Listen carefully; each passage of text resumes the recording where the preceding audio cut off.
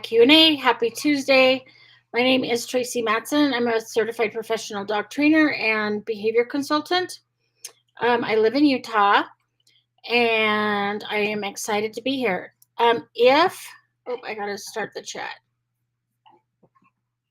When you jump on, just put in your name and where you're from, either state or country. It just, on my end, I just see Facebook user. So to be entered into the drawing, I need your name and where you live, and that will enter you in the drawing that we'll do in about a half hour. Tonight, I am going to demonstrate how to crate train. If I can get my dog to stop playing with his ball long enough, we are going to do some crate training. I was on, hey, you guys are on fast. I was on the Facebook group today looking for questions that I could answer tonight. And so somebody was having a problem with crate training. So I thought I will just demonstrate it, because sometimes I learn better by looking at it than reading. So Leonina, did I say that right? From Texas, welcome.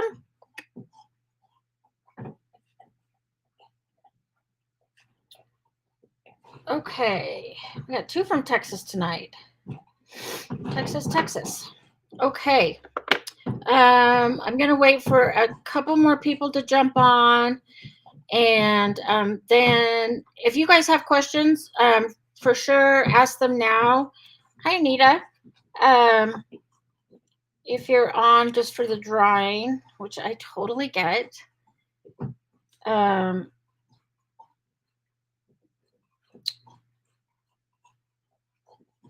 just had a brain.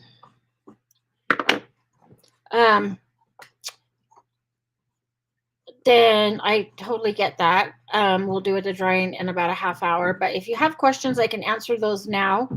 Hopefully, the person that had the question about crate training will jump on, and then I will just demo really quick the crate training, and then we can get back to questions or drawing or whatever you guys want. So,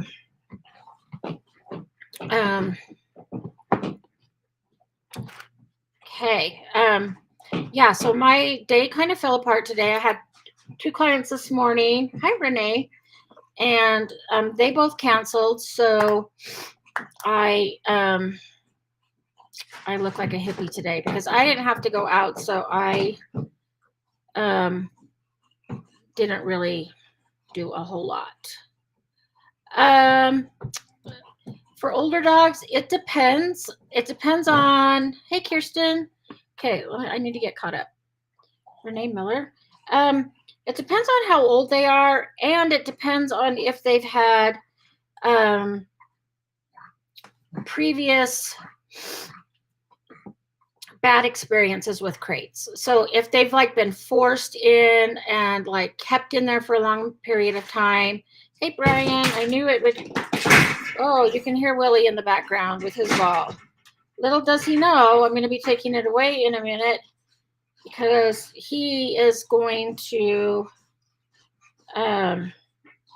demo our crate training for us. Hi, Catherine. So it depends on if they've never been in before, or if if they've had a really bad experience. If it's something brand new, then I usually do a little bit every day, and I just kind of go at their pace. So a lot of dogs, I can introduce the whole crate thing in 3 short sessions in a day, and then we just work on building up duration. So how long the dog is in. Hello, Lucy from Texas. Wow, we're Texas tonight. Everybody from Texas. Okay, let me go back because I know there's some I missed. Leash pulling. My pup pulls because he is way too excited. I have tried stopping or going the other way, and nothing seems to work. Okay, that's a great question. We just did leash walking in my puppy class last night. So if you've tried both of those and they don't work, the next step that I do is I will drop treats right in front of the dog's nose. Like I start with every step. So take a step, drop, take a step, drop, take a step, drop.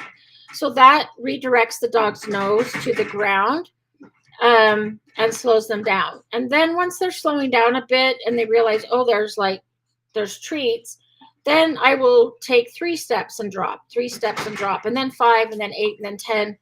And then I start to spread out the treats that I drop. So we go further and further before I will drop a treat. So I do that one. That's probably the next one I would try.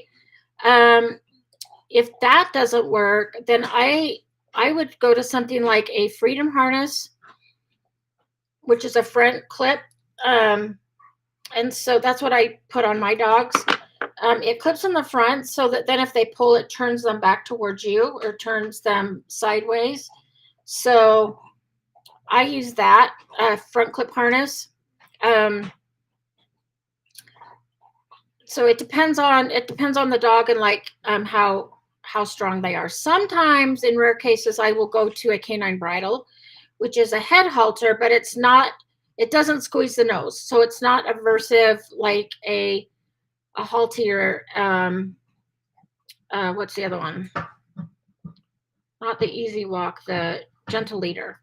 So it doesn't squeeze the nose when they pull. It actually attaches in the back of their head, and it just applies gentle pressure behind their ears and causes them to want to lean back. And I've had really good success with that. So that's what I would try. But try the treat dropping. I also capture a check-in. So if you're walking, every time the dog checks in, I click and treat. The other thing too is if your dog is really excited and wants to sniff and explore all the stuff, I will pick like a length and decide, okay, we're going to walk from here to the driveway, and if we can go this far without pulling, then I will release the dog to go sniff. So, and I'll start out pretty small, like short distance. So I'll drop treats and then I'll say, okay, go sniff. And then I'll let the dog go sniff the grass, the bushes, the snowbanks, like whatever. So they have to walk slowly first, but then they get released. Like they can have the full length of the leash, or I have a long line, and then they can go sniff and do their thing. Does that make sense? So that's what I would do. If you want to email me, Tracy with an I at pupford.com. I just ask for my loose leash walking handout and I can send that to you. Let's see, Kirsten, I've got to get you down.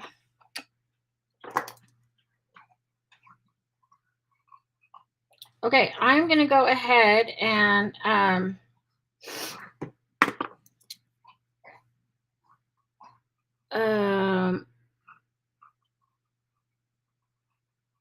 let's see. Okay. Let me take these in order. I'll forget. Leonina, I have a 4-year-old who would self-injure his nails, sometimes being in the crate when he was a puppy. So we didn't keep up with crate training. Yeah. Now, if it's like a separation anxiety thing because he's like frantically trying to get out, that's kind of a different thing. So you kind of have to start all over. And if he's already like panicked in the crate, then yes, it might take a little bit longer. And in some cases, if your dog has separation anxiety or a lot of anxiety, like in the crate, you're going to want to do a lot of work with just having him go in, come out, go in, come out, like I'm going to show you with Willie, before you even close the door. And then, so I would actually take a whole week. I would work on getting your dog used to a crate in a whole week, and then maybe start leaving. So if it's separation anxiety, then it's kind of a different protocol. And at first we have suspended absences. So we actually don't leave the dog alone at all, and then start working on departures and stuff like that. But it's still totally doable. It just may take a little bit longer. Anita, can I use plastic balls in a plastic pool? Yes. Yep. I just answered a question on digging in the yard on the Pupford page. And so that's one of the suggestions that I gave. So I get the kiddie pool. You can fill it with sand or the plastic balls. Toss in some treats or some toys and let the dog dig through the balls to find all the fun stuff. So yes, you can do that. I have one spot in the yard that I let the dogs dig, so that, because my dogs, they're pit bulls and they like to dig for voles and stuff. So I will let them do that, but I don't want my whole yard dug up. So I have one spot that they are allowed to dig. But yes, you can use the plastic balls with the pool. That's a great idea. Renee, my pup does not pull. She walks side to side. So what I do for that, because I tell all my clients, like, it's good for dogs to sniff and explore.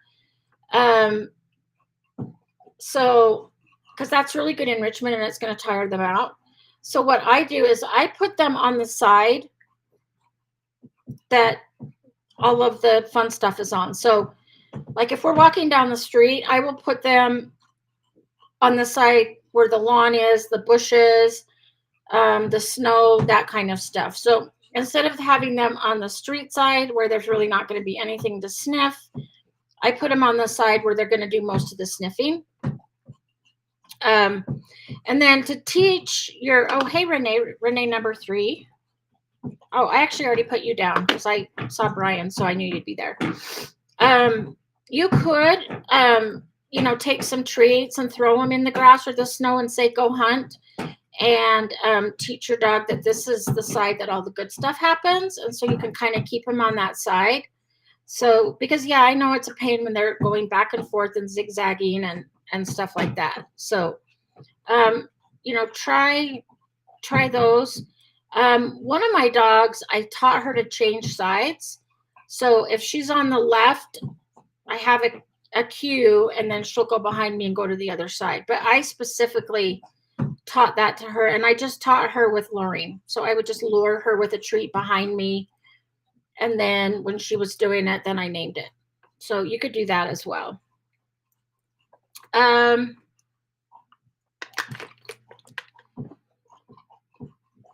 Okay, this is a good question. Walking question as well. So I've trained her to watch me, check in. So now her whole walk, she's looking for treats instead of just walking. Is there ever a time you just stop treating them? Yeah, so like if we are just on a walk, unless I'm gonna be training something specific, I don't treat. But if I'm working with a new dog, then I just don't treat as often. So like so there's a dog that I'm working with, and at first he's a reactive dog. So at first he was, I would click and treat every single time he would check in with me. So, now he checks in a lot. And then I just say, oh, good boy, good check in, but I don't give him a treat every time. And so now, like, if he sees another dog or he sees something concerning, like, he'll check in and I'll just praise him. Sometimes I'll give him a treat, but not as often. So I just sort of wean off of it. So then it's like when he sees another dog and checks in, I'll give him a treat. But if he's just checking in for treats, I might praise him, but not necessarily give him a treat every time. So then I just kind of raise the criteria and not treat as much. So okay, hello, Julia. Julia and Pepper from Tennessee. Oh, Giselle. Hello, Giselle. So I don't really teach a heel position. I mean, I do in like intermediate and advanced class, but when you're going on a walk, most humans don't walk fast enough to for the dog to get enough exercise. So I let them sniff and explore. In fact, I encourage it because it's going to wear them out and they're going to get enrichment. But I don't want them like tripping me. So yes, you could teach your dog to walk a little bit ahead of you. And what you could do for that is, do I have one here? My Target sticks are in the, this is Jade's Target spoon. But if you have a Target stick, or you could use a wooden spoon. I mean, we're using this for something different, but you could actually put it out, put some peanut butter on the end and put it out a little ways ahead of your dog on the side you want the dog, and have them walk a little bit ahead of you and lick the peanut butter off. You could do something like that. Or you could use a Target stick. Or if you're doing the treat drop method that I just talked about, do it in front. Usually I have people do it right by their side to keep the dog kind of closer, just to teach loose leash walking instead of pulling. But yes, I would just do it a little bit out in front. Just make sure your dog's not going out far enough that he's going to pull you. So the other one that you could do is, I will take a treat in my hand, and I'm just going to pretend like this cap is a treat. So I'll put it in my hand like this and put it like over like my back pocket, and I'll walk like this and let the dog follow just right behind me. So they're nibbling at the treat, and yes, I do give it to them like every 5 steps at first. And so they're walking like just right behind me, like right at my back pocket. So you could do that as well, and just kind of teach them to walk to your side and just behind you a little bit. Okay, I'm going to do the crate demo, and then I will come back and answer some more of these questions. It looks like we have a ton of leash pulling questions tonight. Okay, hopefully I can get Willie away from his toy. Let me put that down by the crate. Hey, Wills, come here. Can you guys all see? Okay. Willie has not been in his crate for a while, so this should be like a really good demo, because he hasn't had to go in here for like months and months and months. So first, I would start off with just putting treats on the outside of the crate. And then, but I'm going to do this kind of fast and fast track it just for time's sake. But you might have to stay at each step for like 5 or 10 times, depending on how fast your dog gets it. So now I'm just going to put it right inside, just so they just barely put their head in and get the treat. So right now, just his head is in.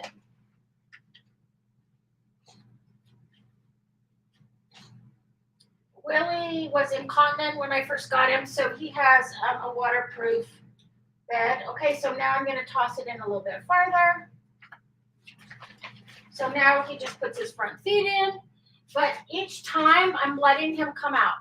So I'm not forcing him in. He's coming out every single time.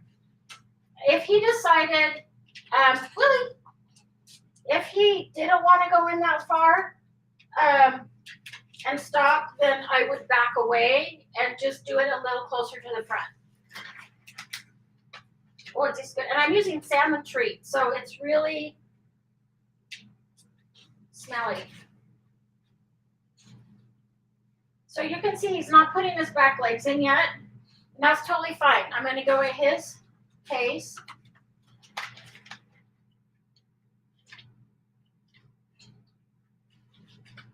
And I'm letting him back out. So now I'm going to toss him in the back and see if he'll go all the way in.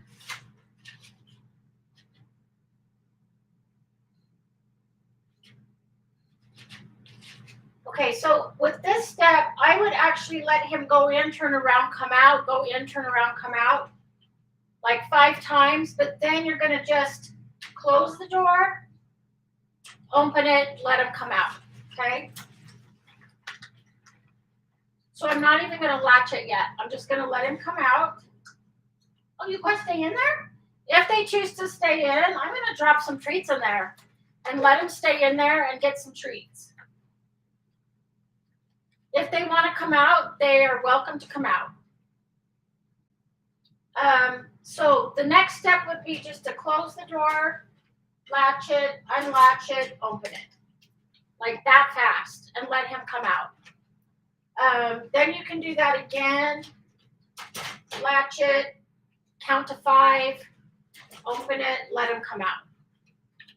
Okay, and then you just build on that. Now, if you have a dog that freaks out when the door closes, then I would just close it part way, open it, let him come out. So you don't even close it all the way. You can just touch it and then let him come out. Close it part way, open it, let him come out. Then close it a little bit more. So this is called splitting, where you just take each step and make it easier. And each time you're letting the dog kind of go at his own pace and come out whenever he wants. So did that help? Does that make sense?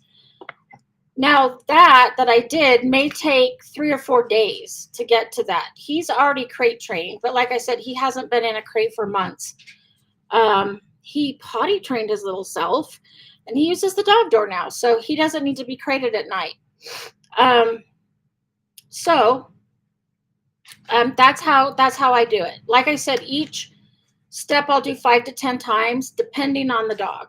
So if the dog's really nervous, I might just stay at putting the treats right outside the door several times, and then just right inside the crate. There was one dog that had never been in a crate before, and I had him going in like 5 minutes. But it was a young dog, so again, it depends on the age and the dog's experience with a crate. But just go at your own pace. Go at the dog's pace, and then you should be okay. And I use higher value treats like the salmon treats, because you toss them in there and he can smell the salmon treat. So he was going in. Look, he's still in his crate. Like, he's still in there searching for treats. Pretty sure he found them all, but because I did start like slow with him, he likes his crate. And I have a bigger crate in the living room, and he goes in that on his own all the time. My 3 dogs kind of share it. They just go in with each other and lay down. So anyway, I hope that helps. If you want my crate training handout, feel free to email me, and I can send that to you. Let's see. I have a 1-year-old puppy that chews everything. I really don't want to crate him when I'm not in the room. I take him for walks, give him interactive playtime and mental stimulation. So this little guy, same dog, went through a chewing phase where he was chewing furniture, my books, anything cardboard, anything wood. So I started doing enrichment boxes. It's just, oh, good boy, buddy. I just recycled a box. But if you jump on last week's live, I demoed how to make an enrichment box. But basically, you can just take your Amazon, your Pupford, your whatever boxes, spread some peanut butter or something on the bottom, throw in some kibble treats, vegetables, and then fold it, and then give it to your dog. That's what I do with him, like twice a week. And now he does not chew anything he's not supposed to. So they get to shred, chew on the cardboard. Today, I was opening up another order that I got, and they come in these little cardboard tubes, and I just gave them to my dogs to chew. And there's something about the cardboard that they like to chew, and it's not going to hurt them. So I let them chew it up and then I just cleaned it up. It took all of like 2 seconds to clean up. So, yeah, cardboard enrichment boxes are such a cool thing, and they're great for letting dogs chew and get that stimulation. So, yeah, I would try that because it, like I said, it really worked with him. It helped him. Let's see, Jennifer. Oh, as I'm going, I have to make sure I'm getting Jennifer. If you can tell me where you're from, I will enter you in the drawing. Also, if you're jumping on, if you see it says Facebook user, tell me your name and where you're from so you can get in the drawing. Okay, Jennifer, I have a 72-pound, 7-month-old bloodhound pup. Ooh, that sounds fun. He's a good boy, loves other dogs and people, but I can't walk him. He pulls. Is there a certain harness I should try? Yes, and for the barking at other dogs, I'll explain that too. So for dogs that pull, I like the Freedom harness. It's a front clip harness, and when they pull, it turns them sideways or it turns them back towards you, so they actually can't pull. So that's what I use. Another one you could do is take like the salmon treats and drop them. The reason I use those is because they're smellier. Drop it right in front, especially with a bloodhound that has the nose. Man, they are going to follow that salmon, and just drop it right in front of him to slow him down. And then you can start spreading out the treats. So once he starts realizing that there's treats appearing right in front of him, he's going to slow down. And then the other thing I do, so I have some dogs in my puppy class that are like that, that they just pull and want to play and want to play. And so we teach a sit and a wait. So they sit and then they have to wait. And then we release them to go say hi. Because while they're sitting and waiting, then you can ask the other owner, like, is your dog friendly? Can our dog say hi? And then if your dog starts to pull and is not showing impulse control, you can either stand there or even turn and go the other way, and then just kind of go like in a big circle and try again, sit and wait.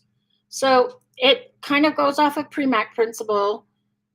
Your dog doesn't really want to sit and wait, but if they know that it will lead to getting to say hi to another dog or a person, they'll do it. So think of wait. I use wait instead of stay because it's like wait a second and then you get to go say hi. So that's what I do. And it really doesn't take that long to teach the dogs because they will realize that if they're pulling and trying to greet, they don't get to. But if they sit and wait, and for young puppies, I might only ask them to wait for 1 second, like 1 or 2 seconds is all. And then I'll say, okay, go say hi. And then they're allowed to go say hi. So it just teaches impulse control. So that's what I would do for that. That's a great question.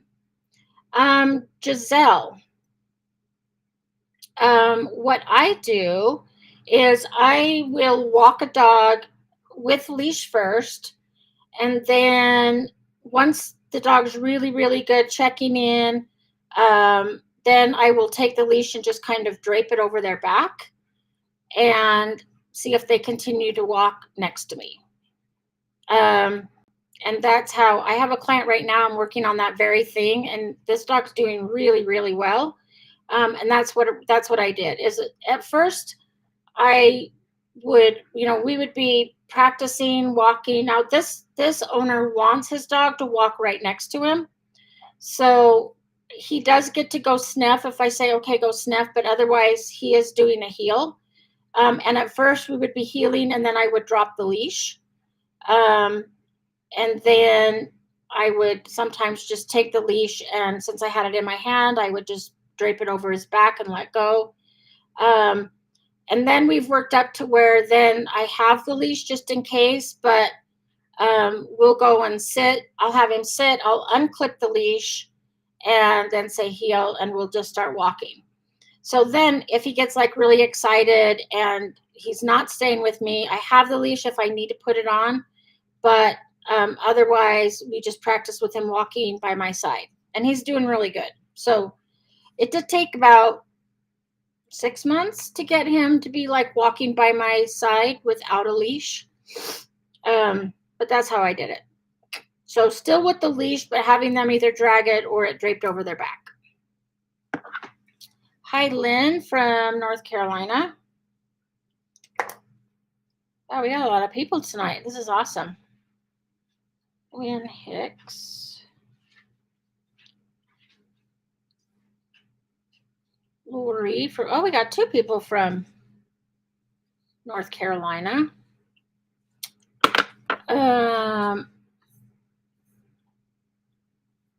Okay. I'm going to answer a few more and then we'll do a drawing. How long does potty training take on average? We have an 8-week-old dachshund.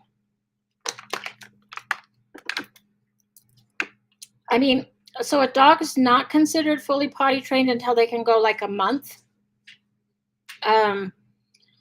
without an accident. But usually when I have puppies board and train with me, I can usually potty train them in a week. But that's being really consistent with supervising, taking them out a lot, catching them having an accident, taking them to go outside. I can usually get them to where, by the time they go home, they haven't had an accident in like 3 or 4 days. So it's a little bit more work up front, but then it's better in the long run. So yeah, if you have an 8-week-old, it shouldn't take you that long. So he's in his crate now barking. Hey buddy, I think you found them all. Dude. Look, he's in there now. I think he thinks there's more treats in there. Dude, you found them all. I think you got them all. Here. Want another one? That's so funny. He ruined his brand new ball. It's one of those disc balls that light up and then it pops up and goes into a ball. Well, he had it destroyed in less than a minute, so I threw it away. So then he goes to the garbage can and was barking at the garbage can. So I finally just got it out and gave it back to him so he could chew on it. He is a character. Okay. Virginia, Bruno's okay. He's all of a sudden started biting again and lunging at me. I know he's playing, but how can I control this?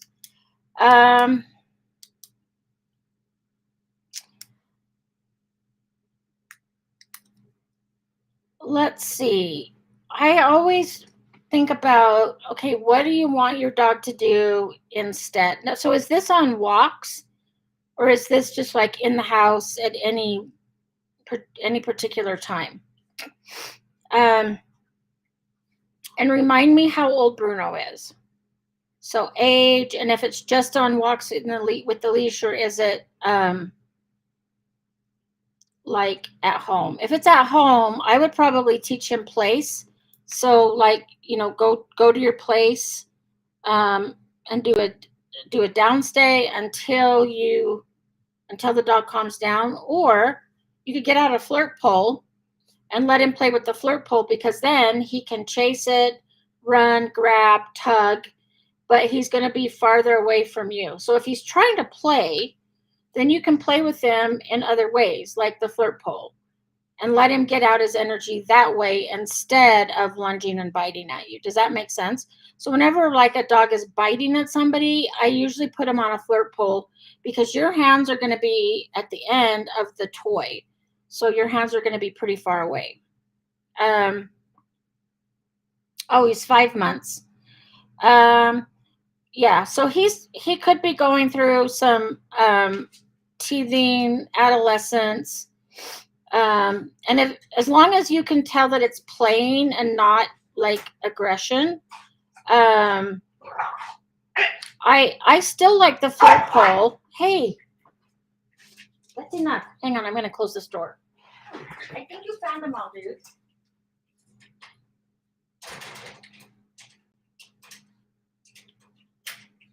Go back to your other ball. Where's your ball? Where's your ball? Go get your ball. Sorry, it is like real life at my house. So I still like the flirt bowl for dogs like this because we get them amped up, and then I will take possession of the toy again by teaching to drop it. And I do that by putting a toy right in front of their mouth and saying drop it, and then when they'll drop the toy to get the treat, and then I take possession. And then they have to sit and wait. So then they have to calm down before I let the toy go again. And then when they sit and wait, then I throw the toy out and have them run and chase it again. So that's what I would still use the flirt pole for that, because you can let them play, get their energy out, but then have them calm down. The other one is you can teach them to go to their place, like, go to your mat, lay down. And then when your dog's calm, then you can give them a toy or interact or something like that.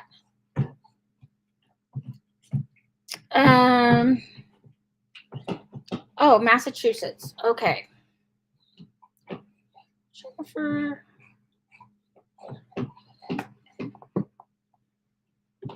Oh, hi, Julie.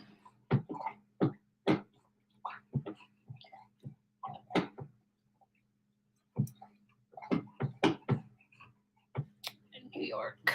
Okay. Oh, math homework. That sounds fun. Oh, Virginia. Elaine. Oh, we have so many new people tonight. I hope you guys will come back next week. And please let me know if there's something specific you want to see. So like last week, I demoed how to make an enrichment box. Tonight we did crate training. I love doing demos because that's how I learn the best. So if there's stuff you want to see, please let me know. Okay, let's. Oh, Brian, I have not tried the new mango treats. Are they good? Because they sound amazing. And I haven't tried, I think I have tried the blueberry ones though. So, okay. Oh yeah, so someone just said they have a Bernie as well, 8 months, and is finally getting calmer. So, yes, it does get better, but you can teach like relaxation. Flirt pull is really good for teaching energy control and stuff like that. So, I have tried dog treats before because they have all the good stuff in it, like peanut butter, pumpkin. But then I tasted them and I'm like, oh, these kind of are bland, but it's because they don't have the sugar in them. So they look and have all of the stuff in for like regular cookies, but they just are lacking the sugar, which is good for my dogs because that means I'm not going to be eating their treats. Okay. What do you guys want me to give away tonight? Let's see. We talked about flirt pole training, so how about we give away a flirt pole? We'll give away a flirt pole. Or a bag of salmon treats, because we talked about using those as well on walks. So I will let you, whoever wins, I will let you choose. So if you already have a flirt pole, you can have a bag of salmon treats. This is what I use for crate training. If you already have treats and don't have a flirt pole, then you can get a flirt pole.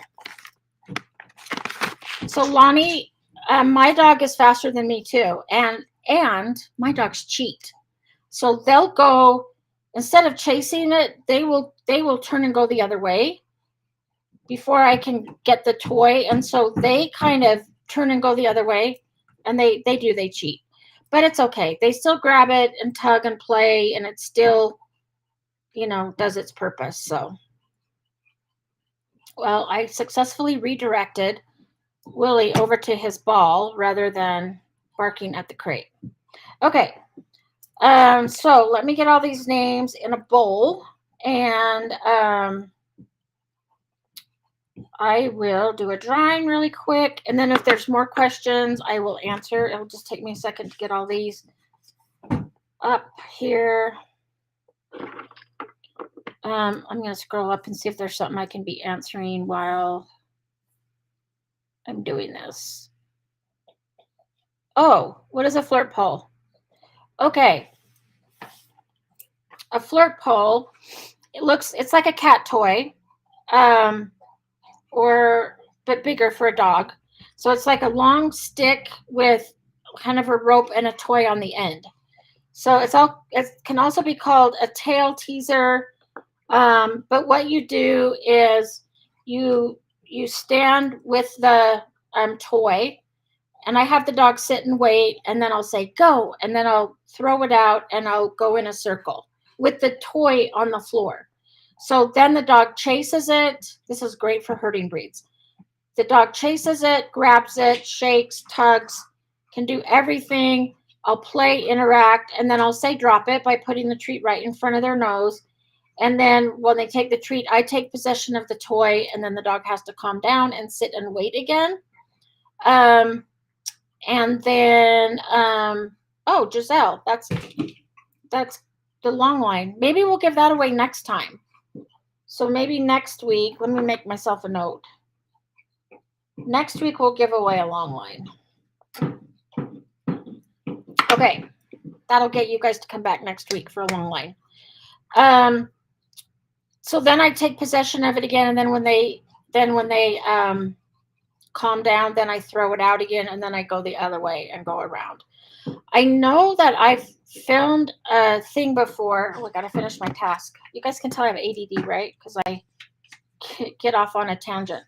I know I've filmed a video on flirt pole training before, or if I haven't, I think someone else has.